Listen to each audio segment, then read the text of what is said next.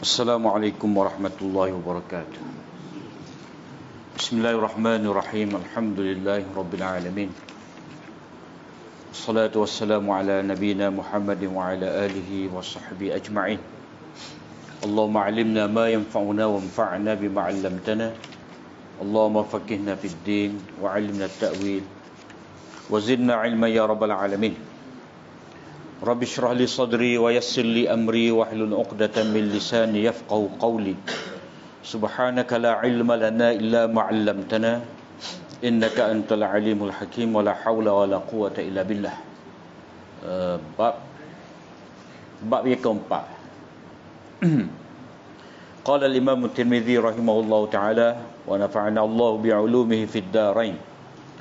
Bau ma jaa fi mirathi ibnatil ibni ma'a ibnatis sulbi. Wa bi qala hadatsana al-Hasan ibnu Arafah qala hadatsana Yazid ibn Harun an Sufyan ats-Tsauri an Abi Qais al-Audi an Huzail ibn Shurahbil qala jaa rajulun ila Abi Musa wa Sulaiman ataupun betulnya wa Salman ibn Salman ibni Rabi'ah fasa'alahuma anil ibnati wa banatil ibni wa ukhtin li abin wa faqala li banatin nisf wa lil ukhti min al abi wal ma baqiya wa qala lahu intaliq ila Abdillah fas'alhu fa innahu saytabi'una fa ata Abdullah فذكر ذلك له وأخبره بما قال عبد الله قد ضللت إذا وما أنا من المهتدين ولكني أقضي فيهما كما قضى رسول الله صلى الله عليه وسلم لابنة النصف ولابنة الابن السدس تكملة الثلثين وللأخت ما بقي. قال أبو عيسى هذا حديث حسن صحيح وأبو قيس الأودي اسمه عبد الرحمن ابن ثروان الكوفي. بو ما جاء في ميراث الإخوة من الأب والأم. وبي قال حدثنا بندار قال حدثنا يزيد بن هارون قال أخبرنا سفيان عن أبي إسحاق عن الحارث عن علي أنه قال إنكم تقرؤون هذه الآية من بعد وصية توصون بها أو دين وإن رسول الله صلى الله عليه وسلم قضى بالدين قبل الوصية وإن أعيان بني يتوارثون دون بني العلات الرجل يرث أخاه لأبيه وأمه دون أخيه لأبيه. حدثنا بندر قال حدثنا يزيد بن هارون قال أخبرنا زكريا ابن زائدة عن أبي إسحاق عن الحارث عن علي عن النبي صلى الله عليه وسلم بمثله. وبي قال حدثنا ابن أبي عمر قال حدثنا سفيان قال حدثنا أبو إسحاق عن الحارث عن علي قال قضى رسول الله صلى الله عليه وسلم أن أعيا بني يتوارثون دون بني العلات. قال أبو عيسى وهذا حديث لا نعرفه إلا من حديث أبي إسحاق عن الحارث عن علي وقد تكلم بعض أهل العلم fil harith wal amalu ala hadha al hadisi inda amati ahli al ilmi. Ini bab berhubung dengan pusaka cucu. Seorang cucu bersama dengan seorang anak perempuan kandung. Betul-betul anak perempuan lah, si mati tu. Apa hukum dia? Dengan sanadnya Imam Tirmidzi meriwayatkan daripada Huzail ibn Shurahbil, katanya ada seorang lelaki datang menemui Abu Musa al-Asy'ari dan Salman ibnu Rabi'ah, dan dia bertanya kepada mereka berdua, yakni tentang pusaka yang diperolehi oleh anak perempuan dan cucu perempuan.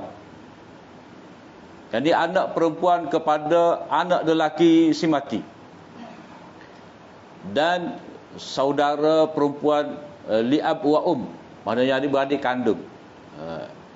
Jadi mereka berdua berkata sebagai memberi fatwa, bagi anak perempuan itu dia mendapat 1/2,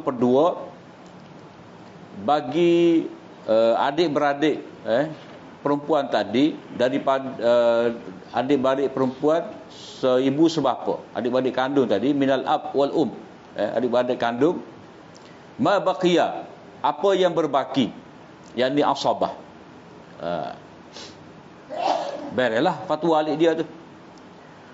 Mereka berdua berkata, kamu pergilah menemui Abdullah, yakni Abdullah bin Mas'ud, dan tanyalah kepadanya, kerana dia akan ikut kita, maknanya dia akan memberi jawapan yang sama seperti kita.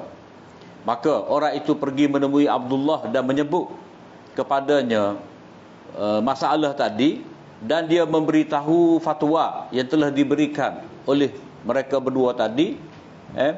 Maka kata Abdullah, sungguh sesak aku kalau begitu. Maknanya kalau aku turut jadi sama juga seperti pendapat Abu Musa tadi, sesak pah ke aku juga, dan aku tidak mendapat hidayah, menyeleweng. Aku tak seturutlah. Akan tetapi aku akan memutuskan berhubung dengan mereka berdua itu, seperti mana yang diputuskan oleh Nabi SAW, bahawa anak perempuan tadi mendapat 1/2, cucu tadi mendapat 1/6 sebagai pelengkap kepada 2/3, dan saudara perempuan tadi dia mendapat apa yang baki. Jadi hadis ni ceritanya ada seorang lelaki, tapi lelaki ni tidak disebut siapa dia, nama dia. Kalau mengikut riwayat Nasa'i, Hafiz Ibnu Hajar berkata, Abu Musa ni, kalau mengikut riwayat Nasa'i, Abu Musa ni menjadi gubernur. Dia tak sebut gubernur mana ni. Hafiz Ibnu Hajar kata cerita ni berlaku di zaman pemerintahan Uthman bin Affan radhiyallahu anhu. Kerana dialah yang memerintahkan, melantik Abu Musa al-Asy'ari ni menjadi gubernur di Kufah. Jadi sebelum daripada tu, Ibnu Mas'ud ia menjadi gubernur. Kemudian dia dipecat, digugurkan sebelum Abu Musa al-Asy'ari. Mana seolah-olah riwayat ni memberitahu kepada kita, mula-mula Ibnu Mas'ud dulu menjadi gubernur situ, dan bila kata jadi gubernur ni automatik menjadi mufti lah, hakim, buat keputusan. Kemudian bila Sayyidina Uthman tukar, lantik pula Abu Musa al-Asy'ari, maka Abu Musa ni dia memberi fatwa ni, patu oleh kerana Ibnu Mas'ud ni lebih senior daripada dia dah. Jadi dia pun minta lah supaya orang tu tadi tanya kepada Ibnu Mas'ud. Jadi jawapan dia mula-mula tu yakin, dia tanya. Dia pun serupa dengan aku juga, kata Abu Musa al-Asy'ari kepada orang tu. Jawapan yang sama akan diberikan oleh Ibnu Mas'ud pada tanggapan Abu Musa al-Asy'ari. Tapi bila orang tu rujuk kepada Ibnu Mas'ud kata, kalau aku turut dia, mana fatwa tu salah, pah kat aku sesak, tak boleh. Di sini menunjukkan kepada kita bahawa dalam kaedah usul fiqh ni, dia kata seorang mujtahid dia tidak boleh mengikut, bertaklid kepada mujtahid yang lain. Mana kalau kita ada dalil yang cukup, penghujah yang bernas, dan pendapat kita lebih kuat ke apa semua ni, kita tak boleh nak taklid pendapat orang. Jadi kalau salah lah pendapat orang tu. Kalau kita rasa kita boleh memberi pendapat yang lain, silakan, boleh. Jadi ijtihad seorang mufti tidak melazim ke atas mufti yang lain. Bila sama-sama alim lah. Kalau kawan ni ngaji lebih kurang dah, dia nak memberi fatwa, tak boleh lah. Tapi hak ni ahli ijtihad dah. Jadi ahli ijtihad seperti Ibnu Mas'ud ni, dia lama dah ni duduk dengan Nabi, sejak daripada zaman Mekah lagi. Abu Musa al-Asy'ari ni dia lewat Dia orang Yaman, dia dengan sekumpulan sahabat-sahabat dia tu mari nak pergi hijrah ke Madinah. Dia naik kapal daripada Yaman tu, dia naik kapal, entah macam mana pula kau ribut, mendarat di Habasyah. Duduk situ lama. Sehingga dekat dengan peperangan Khaybar itulah baru dia pergi berhijrah ke Madinah daripada Habasyah. Jadi dari segi keilmuan tu kita boleh tengoklah berbeza. Dan ini tidaklah jadi kata apa ni fatwa tak pandai. Jadi dia tidak semestinya seorang alim tu dia mesti tahu dalam semua perkara. Mana dia boleh mengaku hamba bab ni setakat ni boleh ayat. Orang lain tu tak boleh. Maka sebab itulah ulama usul seperti Ghazali dia kata dia panggil ada tajazzu ijtihad.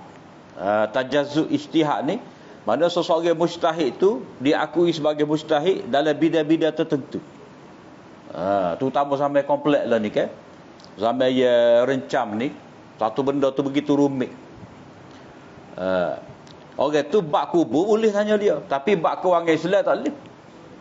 Tu contoh dia. Bab kewangan Islam ni moga dia melibatkan pemahaman nas dah. Pendapat mazhab, pendapat ulama, ijtihad yang terdahulu, kemudian realiti semasa. Cara perjalanan sistem kewangan lah ni, perbankan lah ni, dia tak sama sekali dengan apa yang berlaku zaman Baghdad dulu. Contoh, kita kata zaman Baghdad lah. Sebab perkembangan ijtihad tu lebih menonjol di zaman Baghdad. Zaman Imam Abu Hanifah duduk situ, ada Laits, ada apa, kemudian tu zaman Imam Syafi'i pun duduk Baghdad juga, Imam Ahmad, mana zaman ijtihad. Jadi dia boleh seseorang tu nak berijtihad dalam satu bidang, tak apa. Kalau dia ni alim bab taharah lah, jadi kita tanya dia. Tu panggil specialist dalam bab taharah, dalam bab hadis ke, dalam bab tafsir ke. Memang diakui lagu tu boleh. Tidak semestinya orang tu dia kena menguasai semua bidang-bidang ni. Itu agak mustahil lah. Biar pandai lah. Maknanya dia tu kalau dia nak jadi mustahil, dia nak berpada dengan satu bidang, tak apa. Boleh. Tapi orang tu dia kena akui lah. Lama kan dia gomogi belaka. Cuba jawab. Tak ada tepi. Jawab belaka. Jadi bila jawab belaka tu lah, bila seorang tu bercakap bukan pada bidang dia, nampak dia tu nampak kelemahan dia. Jadi di sini kita tak boleh nak kata Abu Musa ni macam mana dah. Sebab dia level sahabat ni dia banyak peringkat. Ada hak alim mustahid, ada yang tidak. Kemudian nak jadi mustahid ni dia tidak kata sekali masuk Islam alim lalu dak. Macam kita ngaji lah. Orang ni jadi ustaz, ngaji 10 tahun dah, 15 tahun siap PhD. Memang dia layak lah dengan bidang dia tu. Pengajian dia selama tu 15 tahun. Lepas tu tambah pula dengan pengalaman dia mengajar pula di universiti. Dia tak sama dengan pecing cikgu besar ni. Nak jadi ahli majlis fatwa ke ataupun jadi mufti, tak sama. Keahlian tu berbeza-beza. Jadi kalau berlaku lagu ni kita boleh nampak lah. Bukan kata Abu Musa Asy'ari tak pandai, tak. Itu kesilapan dalam berijtihad boleh berlaku, biasa. Dan dari segi kaedah apa? Iza ijtahada al-hakim fa asaba falahu ajrani. Bila seorang mujtahid itu berijtihad, mengeluarkan pendapat. Maksud berijtihad ni mana dia buat kajian lah. Kalau dalam istilah moden ni mana buat kajian. Kalau orang jenis PhD ni dia ada literature review. Orang anti PhD ni tahu gapo ni. Istilah literature review, kaji balik pendapat-pendapat dulu, benda ni ada orang bicara dah ke lagi. Dia kena tengok belaka. Dia kena himpun data-data, maklumat, kena balik habis kitab. Barulah dia boleh memberi fatwa. Maknanya bukannya senang. Sebab itulah bentuk ijtihad zaman ni Orang tu buat kajian, research, tulis tesis, tulis kertas kerja, boleh gerai pendidikan. Itu standard ijtihad zaman ni. Bukan kata apa, ambil sebutir kitab celah rak dia tu kan, baca-baca tengok waktu dia ni dak. Waktu nukil pendapat. Orang ini nak selesai masalah kajian. Jadi Abdullah bin Mas'ud ni oleh kerana akhlak dia tinggi, dia tak kata bunyi macam setengah daripada ustaz kita ni, derah lalu. Tak pandai tu. Dak. Ngaji dengan Yahudi, dak. Dia kata, kalau aku ikut sesat aku. Mana cara dia sebut tu? Dia tak sebut kata dengan direct pendapat tu tak betul. Kalau kamu turut kamu sesat. Cuma dia kata, kalau aku turut pendapat tadi aku sesat. Dia tidak kritik peribadi. Abu Musa al-Asy'ari. Maknanya dia ni sama-sama sahabat ni. Hak tanya ni kemungkinan besar tabi'in. Tak. Jadi hak sama-sama sahabat ni dia tak boleh nak pelakon. Sama-sama dia. Jadi itu cara sahabat mengajar adab kepada orang bawah dia. Jadi kalau zaman ni kalau dinukilkan kepada kita fatwa orang lain, dah oleh anak murid kita, jadi kita kena ayak molek lah. Tak segelar BODO tu waktu asah pula. Jadi kita hanya sebut hak mana patut. Jadi orang nampak ustaz sama ustaz balah. Ya. Kata udah, lepas tu ngajar tasawuf kiralah. Jadi tak sepatutnya. Itu sahabat ajar didik orang bawah dia tu, kalau aku turut aku sesat. Dia tak kata tak betul tu, mu turut dua tu tak berat. Tak. Dia hanya sebut seperti mana dalam riwayat ni. Tak apa kalau gitu. Aku nak memberitahu hak Nabi sallallahu alaihi wasallam buat keputusan. Hak ni lah di bawah kaedah. Fa in tanaza'tum fi syai'in farudduhu ila Allah wa Rasul. Dah. Jadi Abu Musa kata lagu ni, pendapat aku tak sama. Jadi di sini bila Ibnu Mas'ud kata tetapi aku nak putuskan mengikut Rasulullah. Jadi ini kaedah macam mana dalam surah An-Nisa tu Allah Taala kata, kalau kamu berselisih dalam satu perkara, kamu kena kembali kepada Allah dan Rasul. Yang ni balik rujuk pada Quran, pada hadis. Tu cara dia.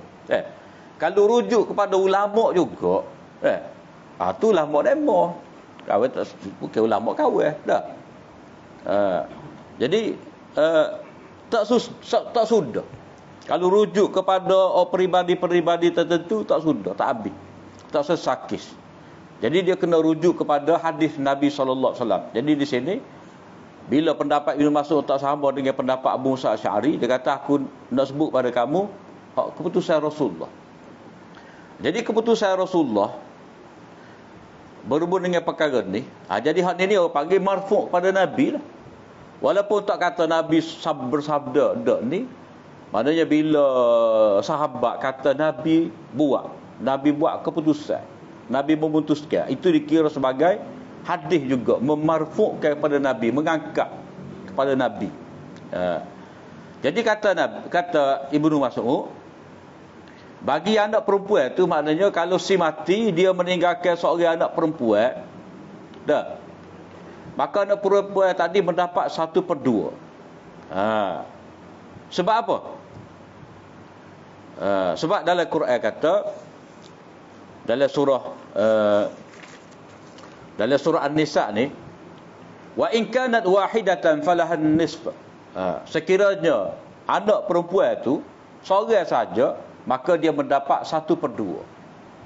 Tapi kalau anak perempuan tu ramai, anak perempuan tu dapat 2/3.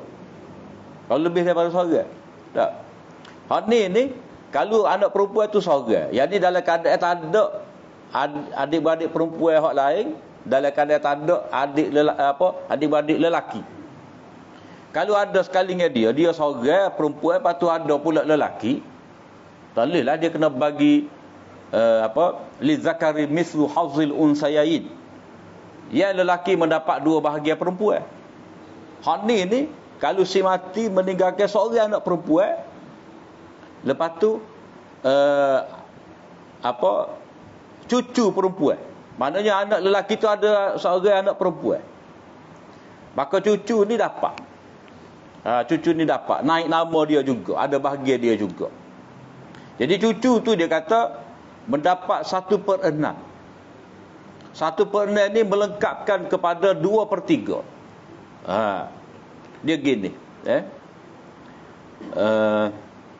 dalam masalah ni dia balik kepada kaedah, jika tidak ada anak-anak perempuan, maka tempat mereka itu digantikan oleh cucu-cucu orang perempuan.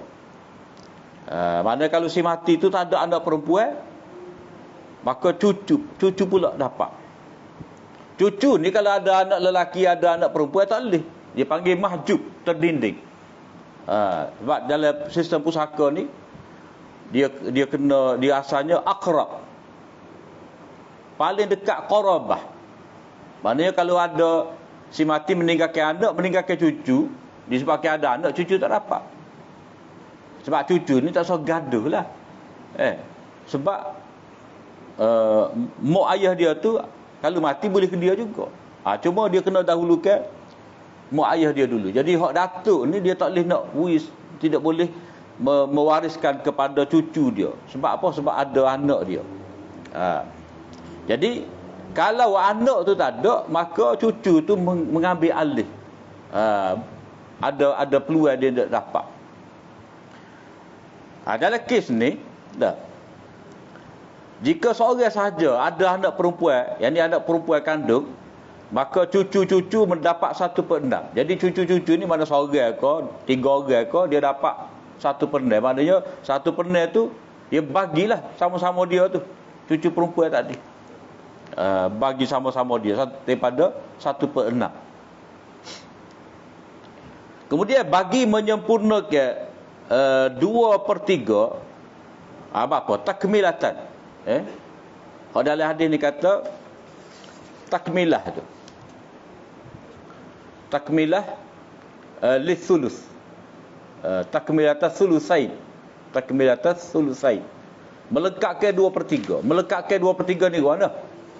Dia kena balik kepada ayat sebelum pada tu.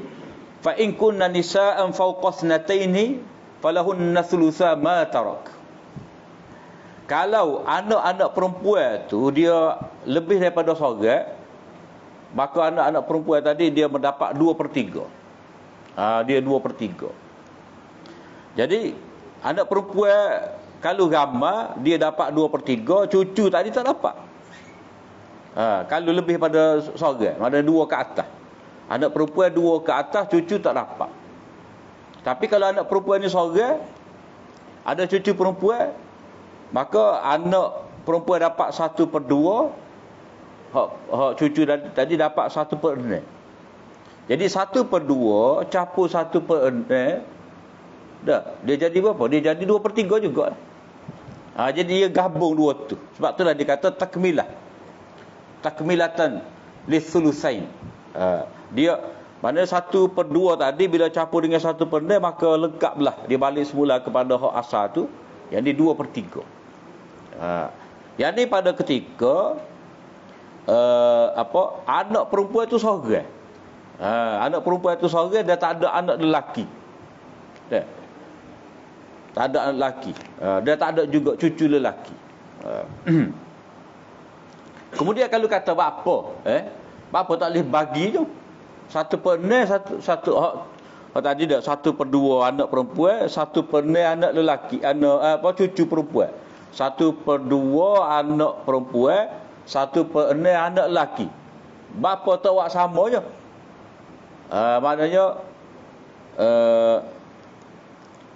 Maknanya jadi berapa kalau nak suruh sama ni? Dua orang ni dah nak suruh dapat sama banyak. Tak boleh lah. Maknanya hak kuku mana pun tak boleh nak kata hak perempuan tu dapat berapa. Sama banyak dengan cucu perempuan, tak boleh. Sebab dia kira akrab tadi. Usul akrab tadi. Maknanya kalau nisbah kepada si mati, hak mana lebih hampir? Anak perempuan ke cucu perempuan? Maka tentu sekali cucu anak perempuan. Jadi anak perempuan tu dilebihkan bahagia dia, mendapat 1/2. Hak cucu ni dapat 1/6. Itu cara faraid Islam tu. Mengambil kira dekat qarabah, akrab qarabatan. Hak mana kerabat paling dekat. Kemudian hak kita sebut tadi, jika anak perempuan tadi ada lebih daripada 2, tak boleh tak boleh cucu perempuan. Sebab anak-anak perempuan tadi bila diramal 2/3. Lengkap dah. Yang ni kalau anak perempuan tu sorga, tak sempurna 2/3, jadi kena lengkapkan ambil cucu perempuan. Ya gitu. Kemudian walil ukhti ma baqiya, dan untuk saudara perempuan adalah apa yang berbaki. Mana hak lebih tu dapatlah kepada saudara perempuan seibu sebapa, orang panggil sebagai asabah. Asabah ni boleh hak sisa lah. Boleh hak sisa. Lebih-lebih tu diambil ke dia. Ini berdasarkan kepada surah An-Nisa ayat yang terakhir. Orang panggil ayat kalalah. Ayat 176. Ini mur'un halaka laisa lahu walad walahu ukhtun falaha nisfu ma tarak. Jika seorang yang mati tidak mempunyai anak, tak ada anak, laki ke perempuan tak ada, dan ia mempunyai saudara perempuan. Dia ada seorang kakak ke, ataupun ada seorang adik perempuan, maka saudara perempuan tadi mendapat 1/2 daripada harta yang ditinggalkan oleh si mati.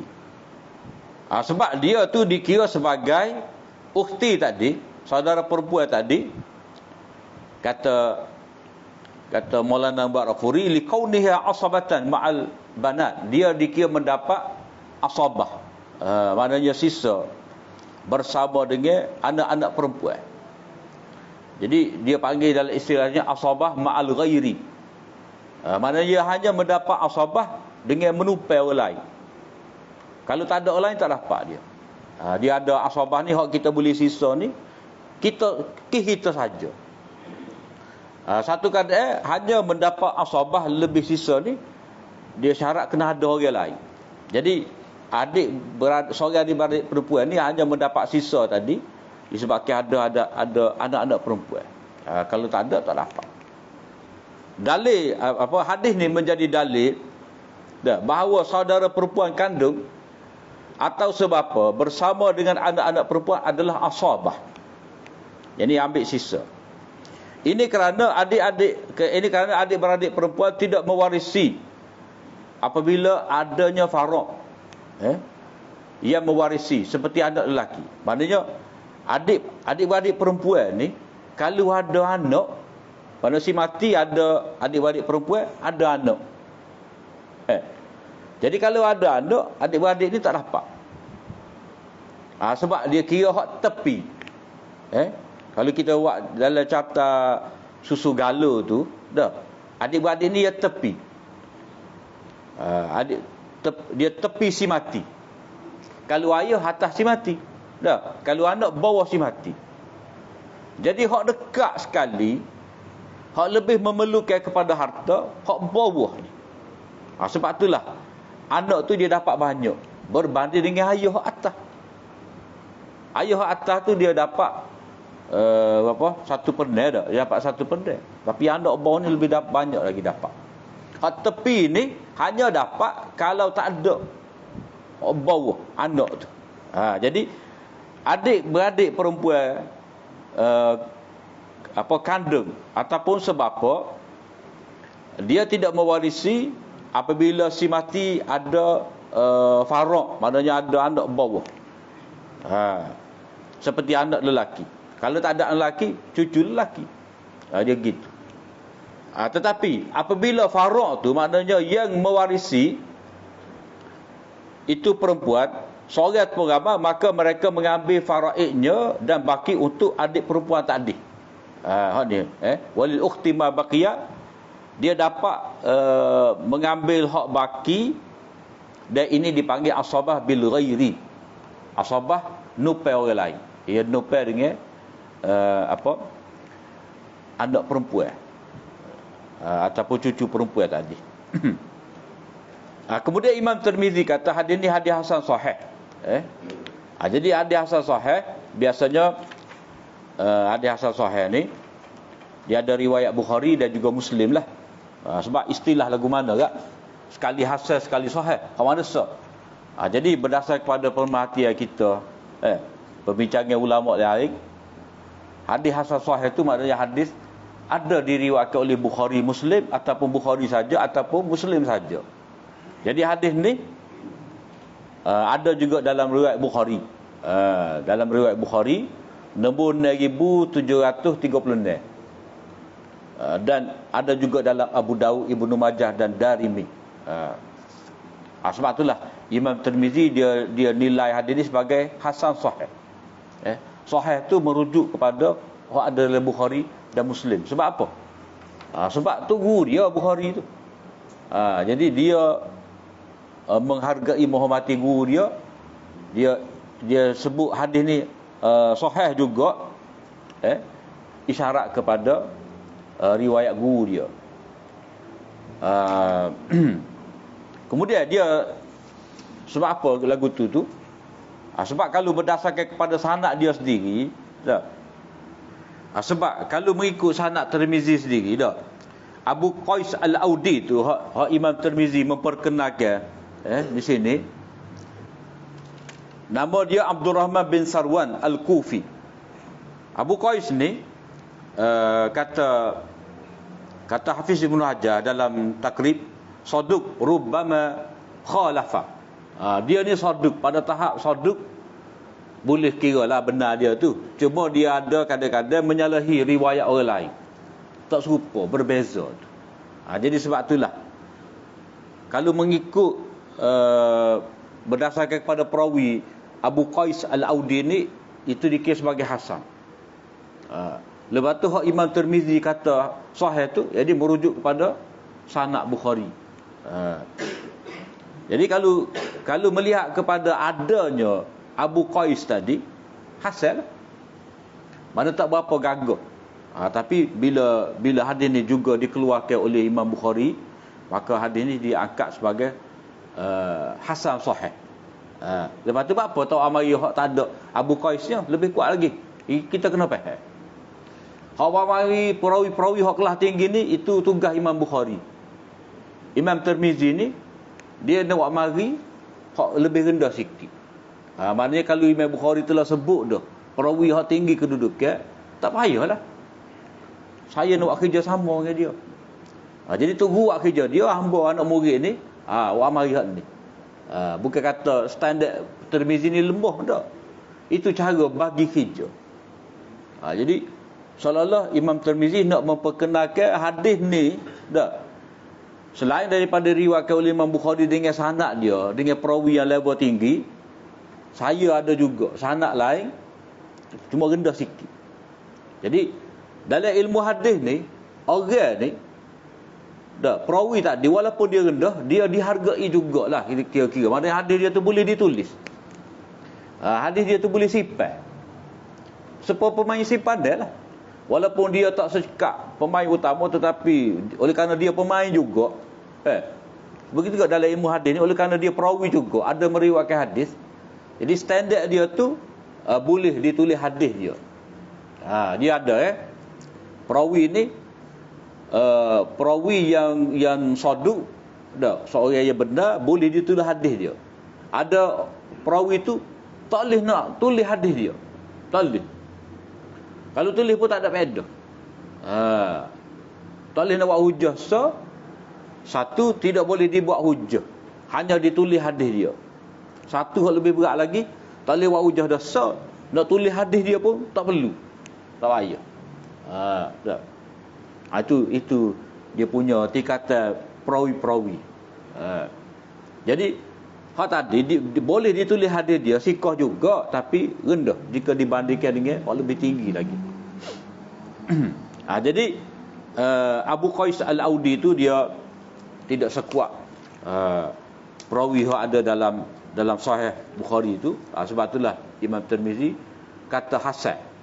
Jadi sahih itu sebab mengambil kira dalam Bukhari. Kemudian bab yang kelima ni, Riwayat daripada Abu Ishaq, yakni Abu Ishaq As-Sabi'i, daripada Al-Harith. Al-Harith ni Al-Harith Al-A'war. Al-Harith ni Al-Harith Al-A'war. A'war ni kecing lah. Al-Harith bin Abdullah Al-A'war. Dan dia ni banyak meriwayatkan daripada Sayyidina Ali. Syu'bah kata dia ni pendusta disebabkan faham dia tu, faham akidah dia, dan dia dituduh sebagai Rafidah. Jadi sudut tu tak sedap lah. Cuma diambil kira, ditulis juga ada dia di sini. Boleh jadi kerana hak riwayat ni dia tidak menyokong faham bid'ah dia.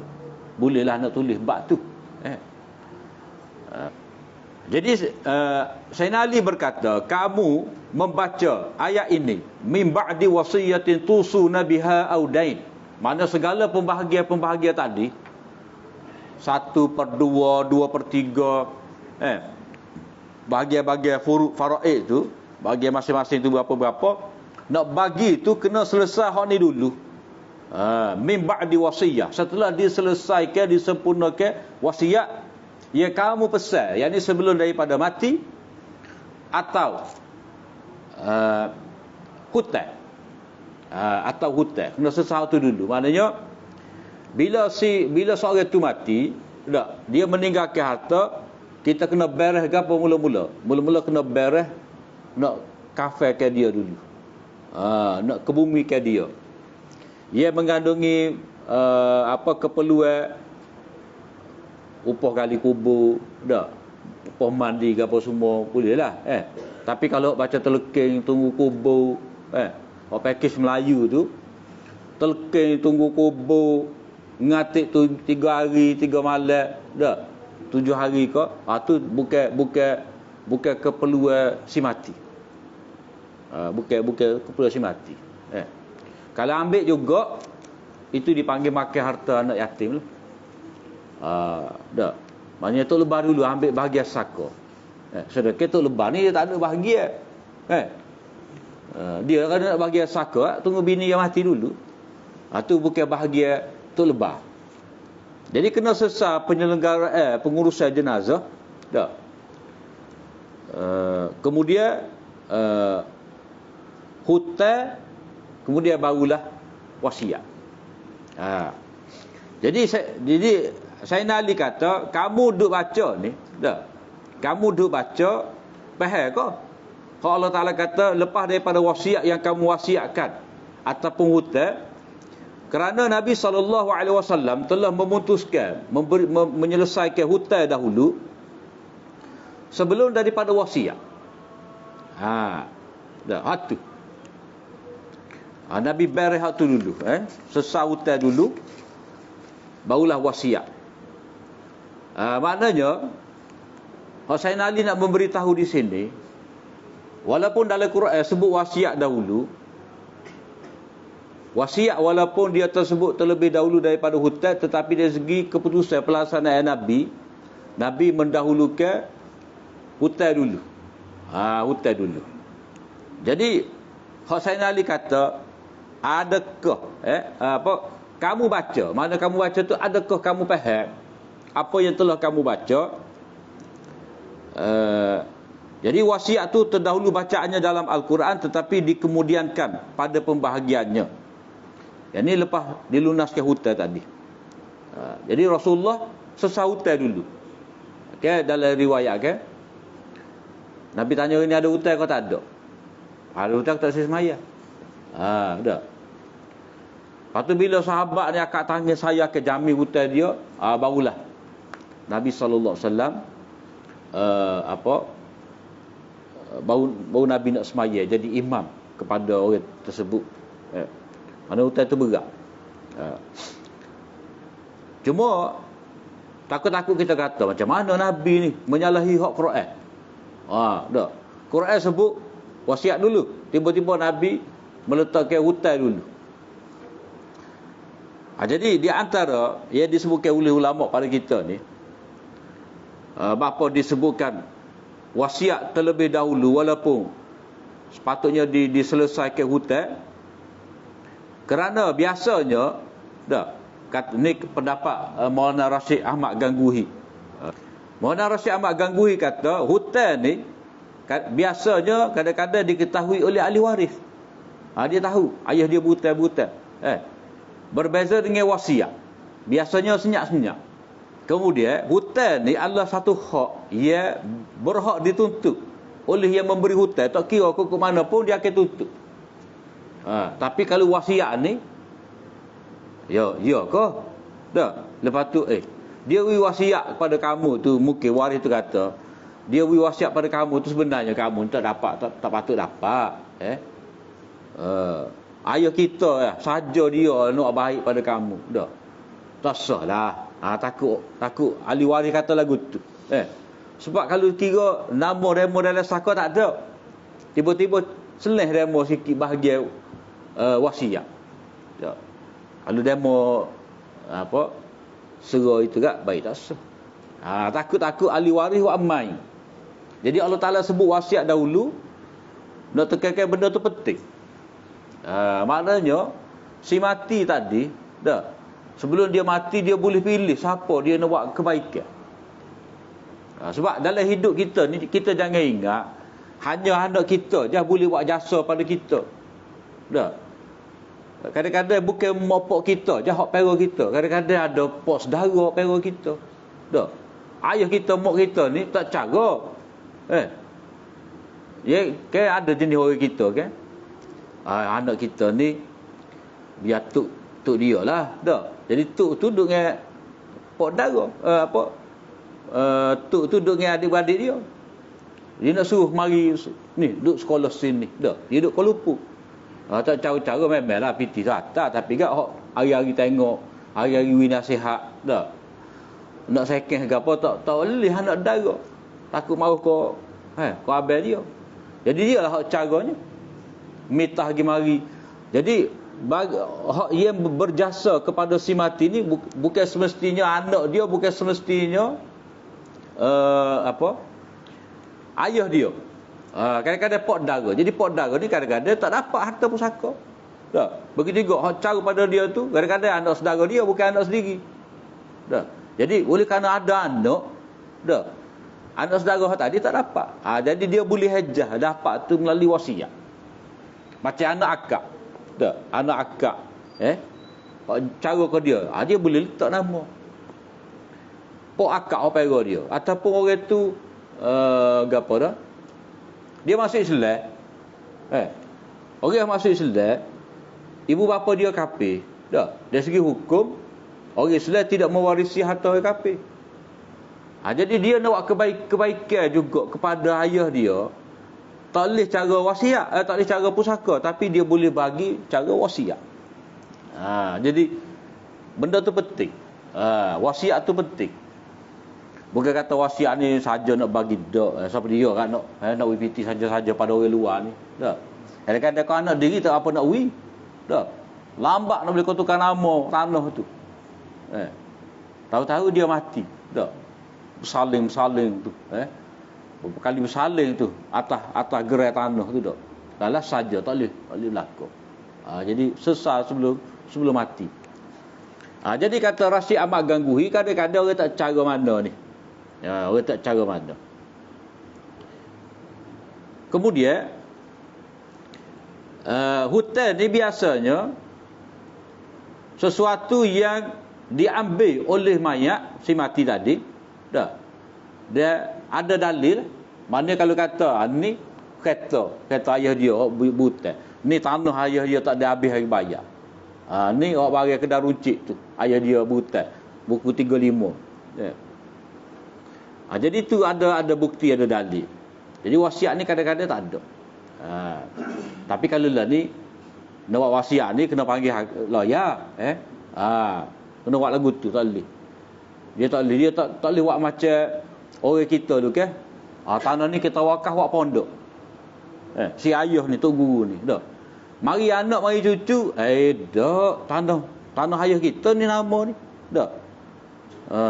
Jadi padahal ia diwakafkan oleh ayah dia tu telah terlaksana, cuma tak saling gerai aja. Tak daftar di majlis. Jadi anak ni Perambak lah, mudah kita kata dak. Orang duduk molek-molek situ, dia perambak kata ni, kita nak buat sekolah kita. Bukan pondok, bukan nama pondok hak asal. Pondok kita. Jadi tu cara mikir orang kita tu penuh lagu tu. Dah. Dia jadi buat harta dia, sedangkan harta tu saja harta wakaf. Penuh banyak pondok-pondok lagu tu. Boleh kau anak ni. Muka bagi tak jelas. Tak ada hitam putih.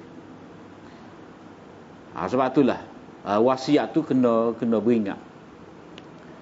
Maka dengan sebab itulah wasiat itu didahulukan pada sebutan supaya orang mukmin ni baca ayat dia nampak wasiat ni penting.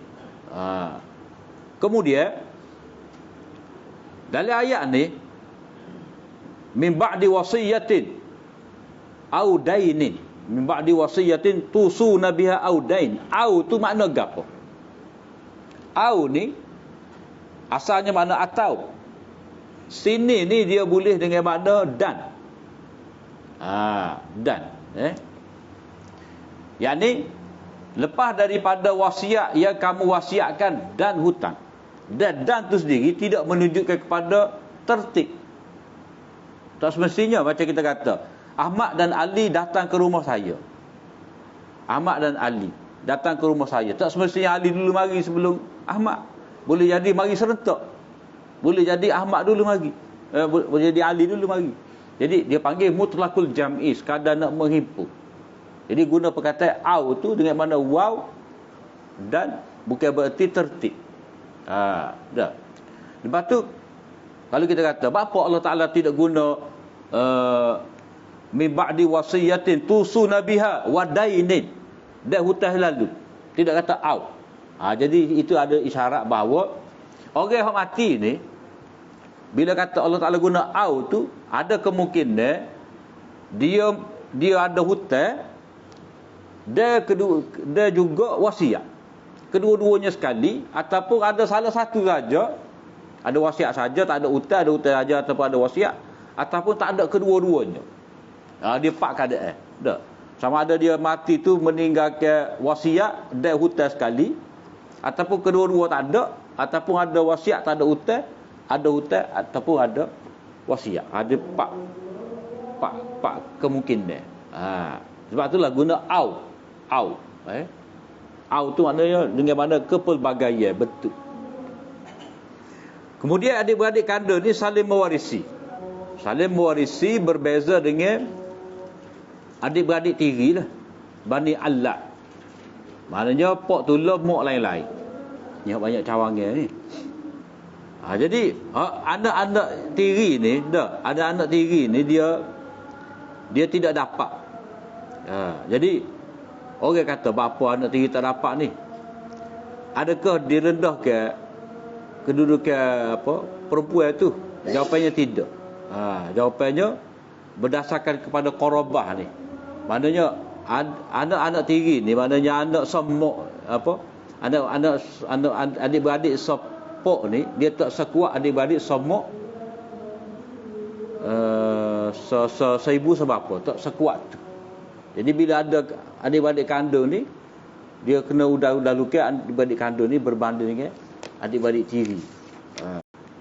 Kemudian sanad satu lagi, sanad satu lagi ni, hadatsana Bundar, lagu itulah bimisli, maknanya sama lafaz, tak ada beza.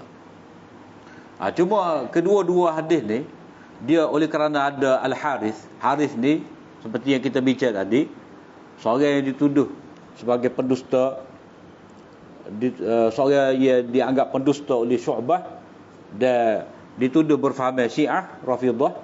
Jadi hadis ni lemah lah. Lemah, tidak kuat. Cuma hak yang kedua tu ia mengambil riwayat daripada Abu Ishaq itu adalah Zakaria bin Abi Zaidah. Zakaria bin Abi Zaidah. Hak tu satu lagi tu Sufyan. Kemudian riwayat 295 tu lebih kurang lagu tu jugalah. Anna ayana banil yatawarasuna duna banil alla. Maknanya adik-beradik semua dah. Dia mewarisi sama-sama mereka, tidak banil allat, adik-beradik tiri, maknanya adik-beradik sopok. Kemudian Imam Tirmizi menyebut hadis ni kita tidak mengetahui jalan dia, mana gharib lah. Dalam istilah dipanggil gharib, maknanya terpencil, asing. Sebab kita hanya tahu hadis ni melalui riwayat Abu Ishaq As-Sabi'i daripada Harith, daripada Ali. Bukti dia kita boleh tengoklah. Kalau riwayat 2094 dah. Hadas akhbarana Sufyan an Abi Ishaq an Al-Harith an Ali. Kemudian hak satu lagi tu, hak bunda tu, akhbarana Zakaria ibnu Abi Zaidah an Abi Ishaq an Al-Harith. Lagu tu juga. Kemudian ni pun lagu tu juga. Sufyan 295, Sufyan daripada Abu Ishaq, daripada Harith, daripada Ali. Walau bagaimanapun, walaupun hadis ni lemah, tidak kuat, tetapi amalan, maknanya ulama beramal juga dengan hadis ni. Kemudian bab berikut tu babu mirasil banin ma'al banat. Padalah wallahu a'lam. Wa akhir da'wana.